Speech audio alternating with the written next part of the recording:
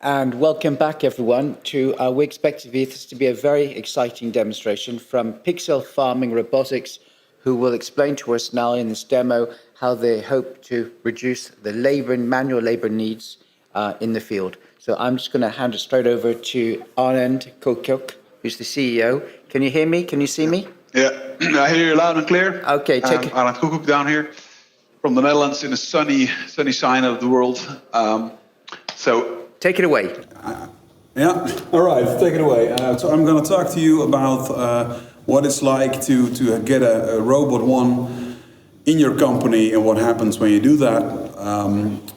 So this is what I'm going to talk about. First I'm going to talk about why do we want this thing. Well, this is what you see Farmer Henk. He tries to provide food to the rest of the world, but he has a lot of challenges.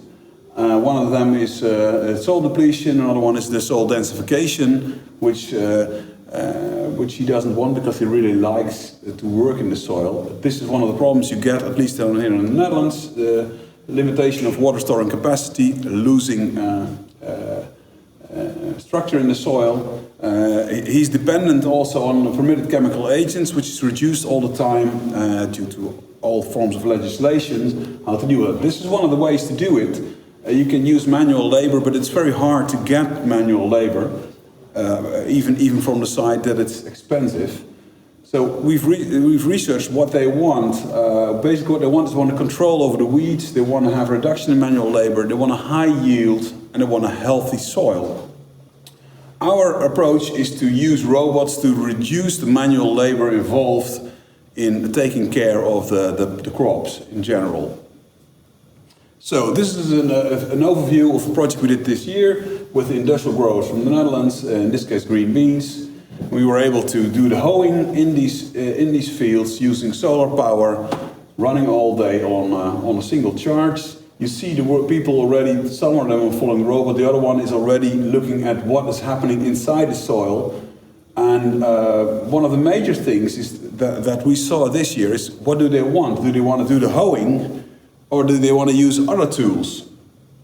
So what we see in getting a machine running on your farm is that what tools you need and the way you want to work with your machine is really important. So it's really important to get the engineering for your machine done quickly. And you've seen probably on the other FIRA colleagues is that they provide all kinds of technologies which you need to solve your farming problems. So what type of activities or actions can you already do, and how do you develop this stuff when you work with Robot One? Well, this is an example of an engineering team. They designed it in SolidWorks, and this was a drawing from 3 months ago. So 3 months ago they said, well, we want to do a planting module where we can place plants on the field. So they started designing this tool. Then they loaded it in our digital twin, which comes with Robot One, where you can simulate what would happen if you use this tool. So this is done roughly 3 to 4 weeks later in the simulator environment to test what would happen if you use the right motor modules and the software that's already available. And then you can see that the tool already does a lot of things that they are required. Of course, there's a lot of actions to be done, but it already starts to work. So it's quite easy to simulate what would happen when you actually would do this underneath the machine. Now, how cool would it be if you could actually do this? So what they did is they created an example of it, of the machine, and they run the electronics, and then they made the gripper as an example, and it already moves the plants in the same way as it does in the simulator. So yes, it is that easy to get a basic action running underneath this machine that makes sure that the machine comes at the right place in the field. So you can either put it in place, but you could also harvest, for example, weeds, for example, any plant from the soil, and instead of just leaving it on the soil and hoping that it will dry out and you don't have the weeds, you could actually take it with you in a crate or in a carrier and actually harvest the weeds in this way. So that could be a way to work. So, what is it on the field? Now, this is an example of when you would put certain plants into the field, and you would want to plant them. What you can do is then you can make a program and say, well, this is exactly the GPS location where I would want the plant seeded or planted. In this case, there's an example where it technically would plant it. This program was made, and then you can run exactly the same simple application. You can run it on the robot itself and do the same thing. Now, in this case, it's done with a tool which just creates the holes where the planting can take place. You can imagine when you saw the tool before this that you could do the actual planting that way. So this is a simple example, and this is just using one head, but you have 10 of these heads to increase this times 10. That way, getting to a operating speed of roughly 1 hectare per hour, with, in this case, the creating the holes or planting situation. So in this case, we didn't have the planting available, so a colleague of ours just put the plants in between, because with weeding and taking care of the plants, you really want to have hoeing between the rows, but also inside the rows. And this is an example that somebody said, well, this is the way I want to do the in-row management of the weeds or of the plants. And the funny part is when you see the motions, this is one of the things you can do with Robot 1, because it has these arms which you can program to make any motion you want. So this is the example in the simulator that they came up with. And this is the actual action that you see when you play the same software solution on the field in an example terrain.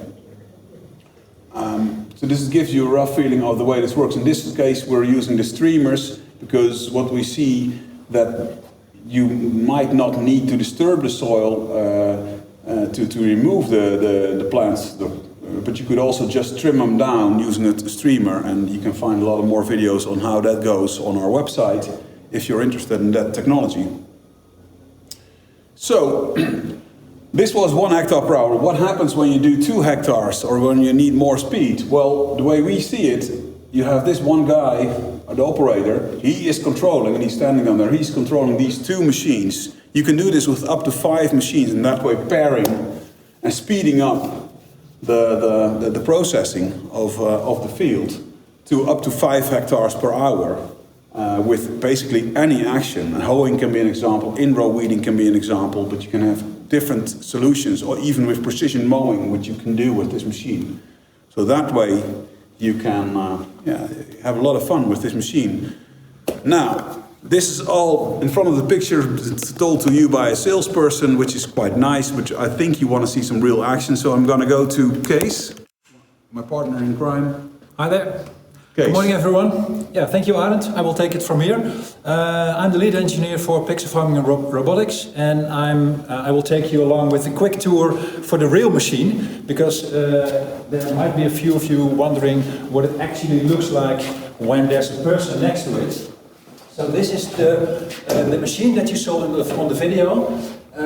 One of the reactions that people give at first when they come here is often, well, it's quite bigger than I thought. Well, it actually is this high, and I'm about 190. It weighs under 2,000 kilos, and it, as you see, it has a width of about 3.5 meters. It is equipped with 10 arms, which can move independently of each other, which are these arms that you see right here. And underneath the arms, you can put any tool you like. So just as in the video, you see the mowing tools here, which are mounted. And I will show you a quick demo of the possibilities of the movements of the arms now. So we have prepared a little demo for you, which I'm about to start. And what you will see is that the arms can move from one side to the other. And this is also about the speed that you can have on the field if you like. And the funny thing is, you can control any speed you like. So the operation of the machine is also a kind of software job that you can do. And one of the other interesting things is that you can also have the arms move independently of each other, so that you can actually make a different sewing distance while you're working. So I'll try to show you that. Take another demo for this.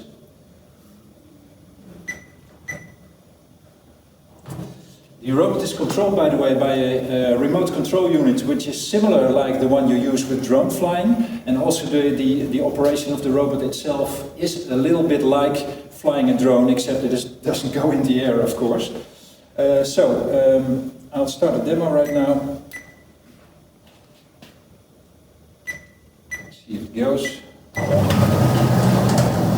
So in this example, you see we programmed a little loop, so you can see that you can reset or set the distance while working. This means if you have rows in your crop with different seeding distances, you can control them in the same thing.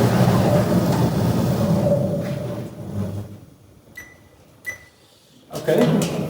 The power management is done by solar panels, which are on the roof, and this means that you can, on a sunny day, you can have the same charge off the field as you had when you got on the field. And if there's no sun available, you can work an entire day on one battery charge. So that's the power part. Here we have the second robot that is inside right now, and this is actually the robot that we are using to test the arm that you saw on the video in practice. This is Jeff, one of our technicians currently working on the robot. And this second robot is identical to that one, except for the fact that we have equipped it with different tools. So what you see right here is actually you're the first to see it real on camera right now. This is the actual arm that has been shown to you by Arend previously in the video, which is moving right now and doing the test actions. And what you see next here is a lifted platform which can also move during operation, which we use to take out the plants and put it in the ground at the right location.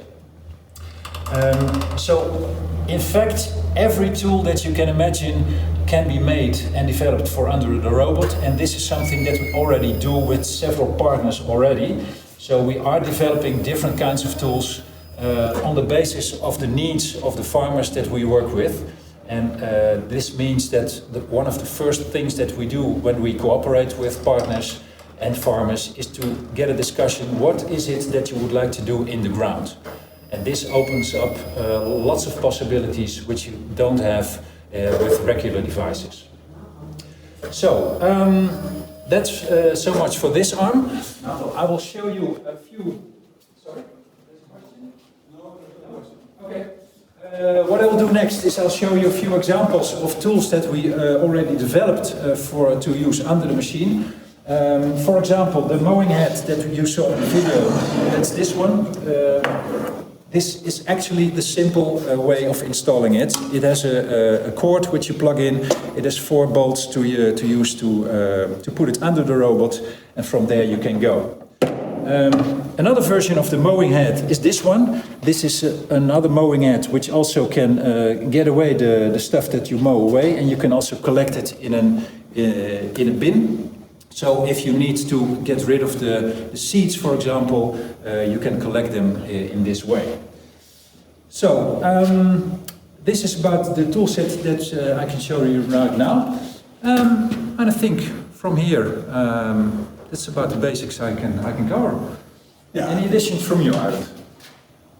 No, I think this covers it roughly. What I think you saw is that it's an easy, simple to use machine. You can scale it up to 5 hectares per hour. You can modify it to what application you want with these mowing heads or with the hose that you can add to it. Basically any tool you like. Yeah, so if you have any questions, please let us know. We'll be happy to answer them. You can enter the onboarding program via our website or even through the booth. Thanks, gentlemen. Cover it. Great presentation. Yes. Any questions from the audience here? Single charge, and what's the energy size of the battery? Yes, I heard that. I repeat the question. How many hours can the robot work on one battery charge, and what is the capacity? Well, as I said, it's roughly 1 day of work on a battery charge, and the capacity of the batteries that are currently installed is 12 kilowatt hour. So that's about the power that it takes on a rainy day. Yeah, and the funny part is that you've seen FIRA as one of the sponsors, I think, from the fair. We have installed their wireless charging adapters, and that way you can easily recharge it without having to plug it in. Basically, you just program the routes, and you saw how easy that is to do. So basically, you could have it automatically recharge when it's needed. We've got a question here. It's a common question at these presentations. What does the robot cost, and how do you finance it? That's one for you, Alex. The machine costs 185,000 euros. And there's so you can pay it whenever you like. But there's some financing options available, so you can lease it. We have a robotics lease available, and there are several government programs. And the way we look at the financing, or actually at onboarding a machine, this is why we call it an onboarding program. If you want to do this, you enter the program, and instead of just selling it to you, what we do is we start working with our client to get it to work commercially for you during a 2-year period. So in this 2-year period, we will transition the Robot One from our organization as support to the client's organization. That way, making sure that we don't get rusty old robots hanging around somewhere on the field. Yeah. So, if you want to know more about it, sign up, and we'll cover the details. You take cash as well. Euros, please. We have a question from the audience here. Go ahead. Tell us who you are. Bulgaria. My question is about the weeding. We saw hoeing and mowing. Do you have any other attachments, heads for precision weeding?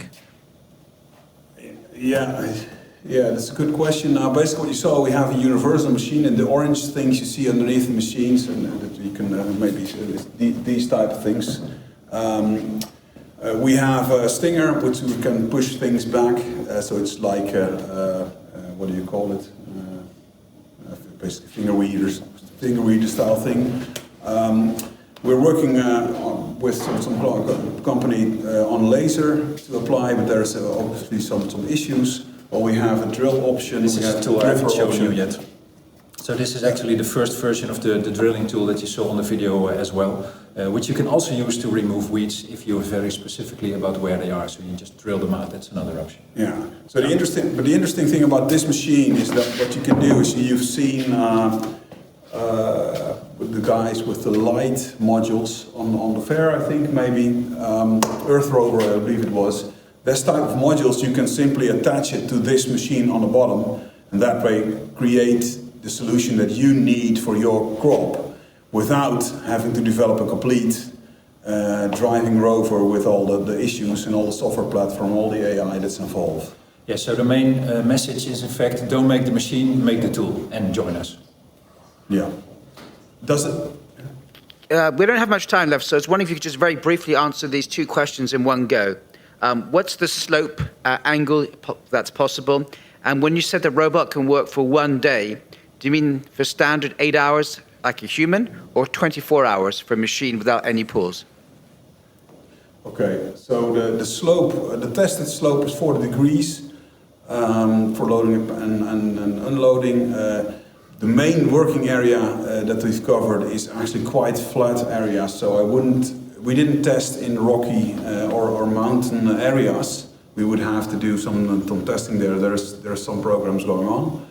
And the other one is we don't want it working 24 hours a day. I believe you can, but it's legally, there are some issues with that, at least in Europe. We prefer that you operate it during the daytime, or at least managed, so that limits you to from 6 o'clock in the morning, I think, until 10 o'clock in the evening. If you want to have it charged we recommend to use the FIRA chargers stations with it, and then you can keep it operational. You want to treat your robots humanely. Yeah, that's roughly the idea. Yeah, exactly. There's more questions coming in online, so do look at the chat and discussions, and if you can answer those. Thank you very much. That was a very exciting and very interesting presentation you both just gave to us, so I appreciate it. My pleasure. Thank you, you're welcome. Bye-bye. Talk to you later. Bye-bye, Hans.